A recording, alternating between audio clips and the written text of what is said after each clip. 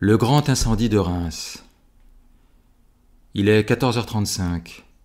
Cette heure comme ce jour du 19 septembre doivent rester à jamais gravées dans l'esprit de Masurier. À grand-peine, il peut réunir quelques chasseurs. Personne ne bouge. Les hommes restent collés au remblai. Les blessés sont emmenés vers Reims. Les morts restent sur place, pour le moment. Une horreur indicible hante le cerveau de l'officier. En proie au plus morne abattement, découragé, il se couche à son tour, s'absorbe dans ses pensées, ne survivant plus qu'au physique, vaguement, dans un rêve, tressaillant successivement au choc des explosions proches.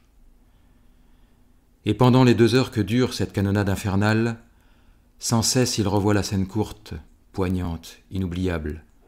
Sans cesse il se demande comment il a pu échapper, lui. Les obus rugissent toujours au-dessus des têtes, mais leur éclatement s'éloigne, se fait plus sourd. Les Allemands assouvissent leur rage bestiale, bombardent Reims, criblent la cathédrale. De partout les flammes se lèvent, l'incendie grésille et tend sa nappe pourpre. Malgré la distance, la chaleur de l'immense brasier est intolérable. Devant cette mer de feu, devant cette destruction aveugle qui brise, annihile, détruit en quelques minutes l'une de nos plus belles villes de France, les hommes impuissants se regardent, blêmissent, silencieux. Les bandits. Ils ne sont pas encore satisfaits de tant de ruines, de tant de deuils accumulés. Il ne leur suffit pas de fouler, sous leurs lourdes bottes, nos malheureuses régions, de piller, de tuer, de violer.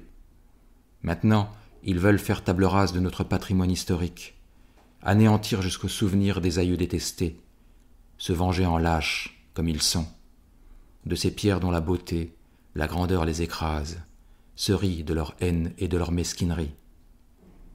L'incendie puissant continue son œuvre, comme une torche immense, entourée de gerbes d'étincelles, de nuages de fumée noire, faisant voler au loin d'immenses flammèches. La cathédrale éclaire l'indigne forfait.